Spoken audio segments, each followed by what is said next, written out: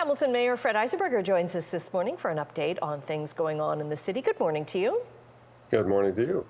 Wanted to get an update on the city's flag policy after the federal government's announcement on Friday after talking with Indigenous groups.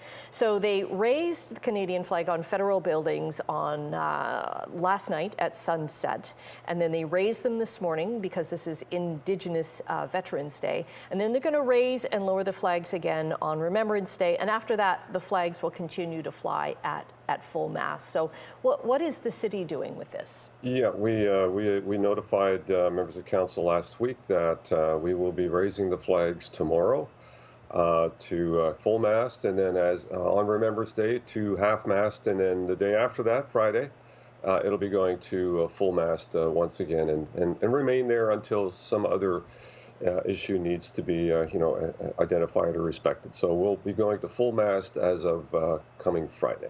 Right. And of course the flags were lowered at the end of May after the discovery of the unmarked graves at former residential schools there. So any idea on, so you're waiting for federal guidance then on what to do afterwards? No, I think we're going to keep them up at that point. We've had, I think, a fulsome, respect for the Indigenous children's graves and the entire issue around residential schools.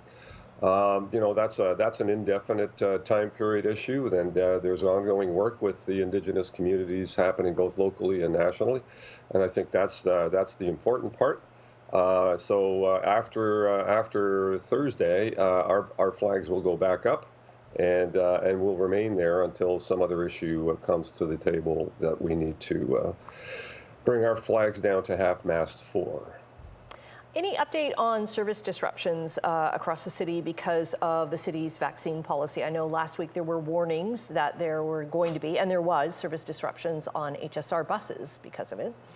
Yeah, that's the predominant area that we're seeing some service impacts as a result of the some of the staff not being demonstrating their full vaccination status or not taking on the testing regime, so they're on leave without pay.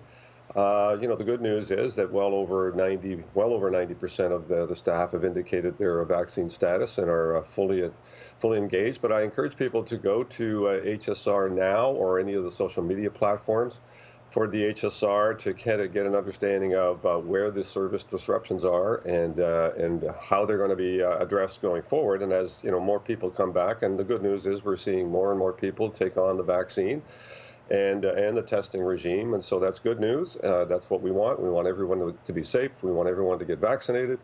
We want everyone to be protected when they come back to work, not only from a driver perspective, from a passenger perspective. So the good news is that the numbers are going up and continue to go up, and so hopefully the disruptions will be short term, but they are going to be disruptions, and people should check on their HSR Now platforms to just check on their schedules in their areas to make sure that they can integrate with the bus transfer or bus riding times to ensure that they get where they need to go. Because you still want to encourage people to take public transit as well. Absolutely. Any idea of when Hamilton's second permanent vaccine clinic is, like when it's going to be set up and where?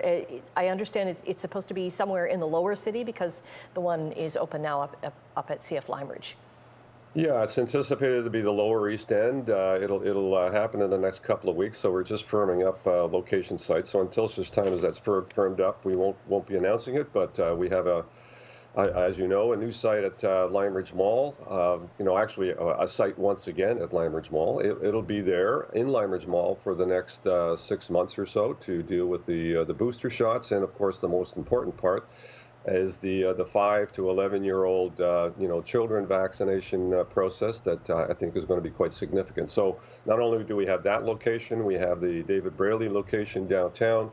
We have the mobile clinics, the Winterberry Clinic up on the mountain, the East Mountain, and all of the pharmacies that are functioning right now that are basically taking vaccinations on a walk-in basis. So for the children's vaccine, there's a requirement to book, and those bookings are happening now as we speak.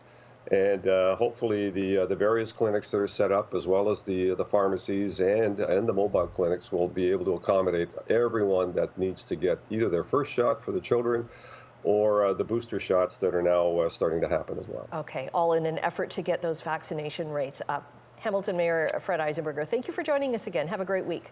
Thank you. You too. Thank you.